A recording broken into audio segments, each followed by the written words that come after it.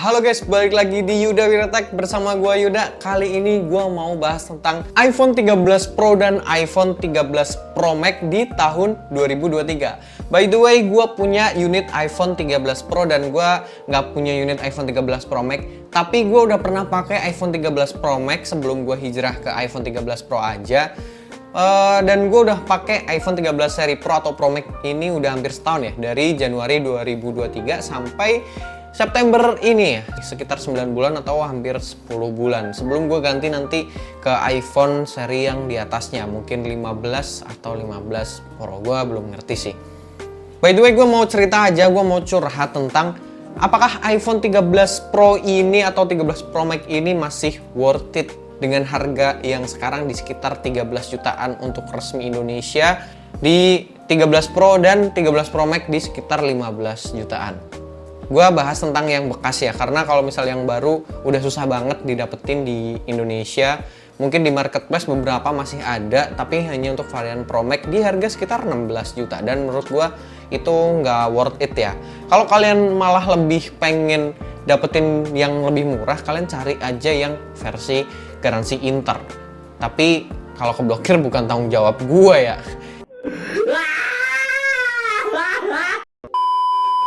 Oke, gue langsung bahas aja. Yang jelas di tahun 2023 ini desain iPhone 13 Pro dan 13 Pro Max ini masih timeless. Sampai mungkin 5 tahun ke depan kalian lihat HP iPhone 13 Pro ini masih oke banget. Desain mengotak dengan pinggiran stainless steel yang fingerprint magnet banget sih. Tapi ini tuh kesan mewah banget gitu loh. Kemudian untuk belakangnya menggunakan frosted glass dengan bahan ceramic shield ya, depan belakang. Untuk layarnya juga. Dan menurut gua terpukau dengan desain iPhone 13 Pro atau 13 Pro Max. Dan kenapa gua waktu itu beli iPhone 13 Pro Max di Januari, gak beli iPhone 14 Pro Max, karena menurut gua masih sama aja. Dan iPhone 14 Pro Max waktu Januari itu susah didapetin, mungkin karena efek pandemi COVID-19 di Cina yang belum kelar juga waktu itu ya.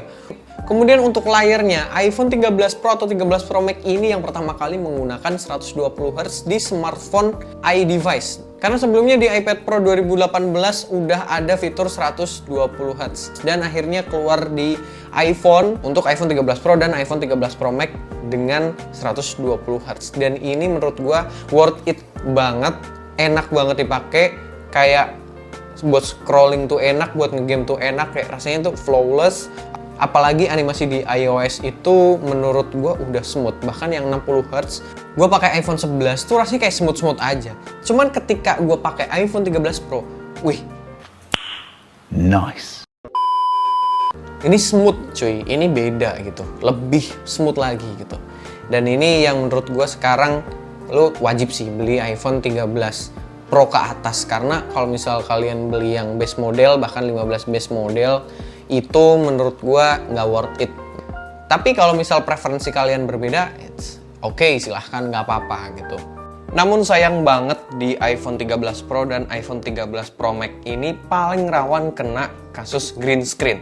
Dan terlepas dari itu, iPhone 13 Pro dan iPhone 13 Pro Max sebenarnya layarnya bagus banget. Kemudian untuk ngegame masih oke banget dengan chipset A15 Bionic yang kenceng banget walaupun udah berumur 2 tahun.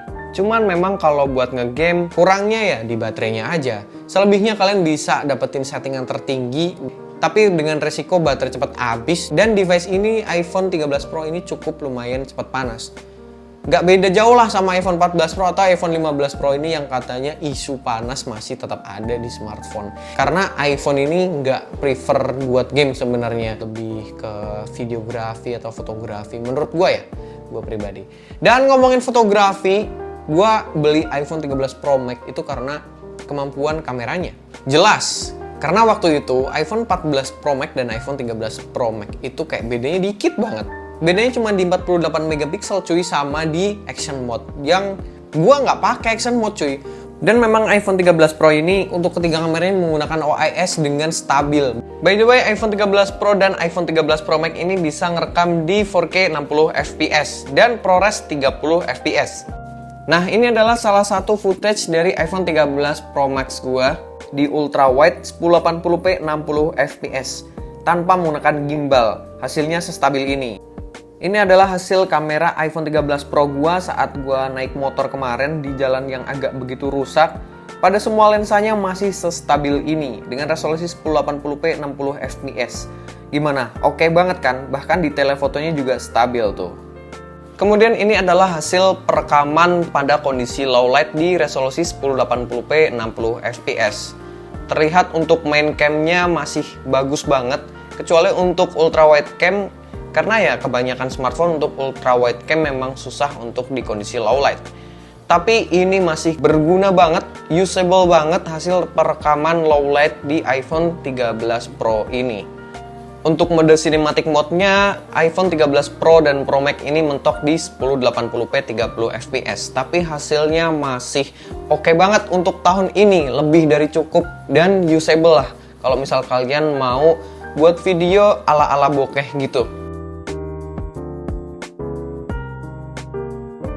Kemudian ini hasil foto dari kamera belakang iPhone 13 Pro atau 13 Pro Max.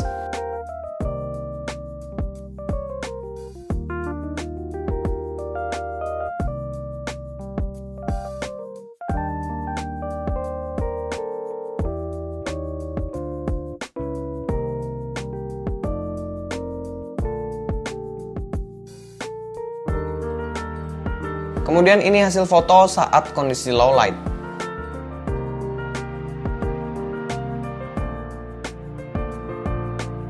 Kemudian untuk kamera depannya juga stabil 12 megapiksel dan belum autofocus sih, tapi kalian dapetin fitur yang sama kayak kamera belakangnya. Kalian dapetin cinematic mode di ketiga lensa ini dan juga di kamera depannya. Ya kurang lebih kayak gini sih video dari kamera depan iPhone 13 Pro. Memang terlihat shaky di sini, tapi ntar kalau udah di render di videonya ini di si iPhone-nya sendiri itu udah stabil kok.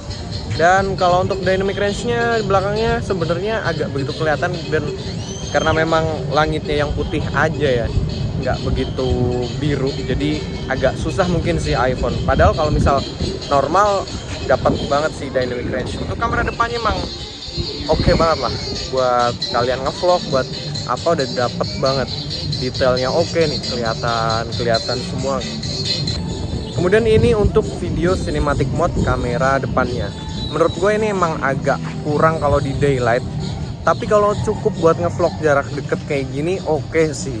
Kalian bisa atur nanti fokusnya biar agak terlalu blurry, biar lebih natural ya, daripada kalau misal dengan default kayak gini ini terlalu terlihat kalau ini AI atau artificial.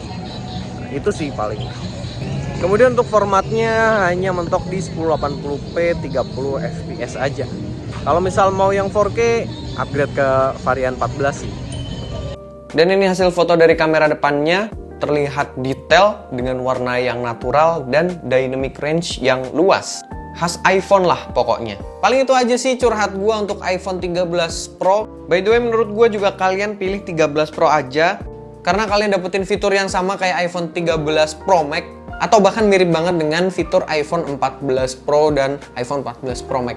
Maka dari itu gue nyaranin kalau kalian memang mau loncat dari iPhone yang di bawahnya, kalian bisa ambil bekasnya iPhone 13 Pro. Tapi kalian harus hati-hati ya, tetap dicek trik-trik gimana cara dapetin HP bekas yang bagus. Itu kalian cari aja di YouTube, banyak tutorialnya. Tapi kalau kalian misal ragu dengan iPhone 13 Pro, kalian bisa kok downgrade di iPhone 13 base model yang menurut gua iPhone paling worth it saat ini. Dengan harga 10 juta kalian dapetin fitur cinematic mode, kemudian dapetin foto kamera yang lebih baik dari iPhone 12 Pro atau bahkan 12 Pro Max. Paling itu aja video review gua tentang iPhone 13 Pro atau 13 Pro Max di tahun 2023 ini.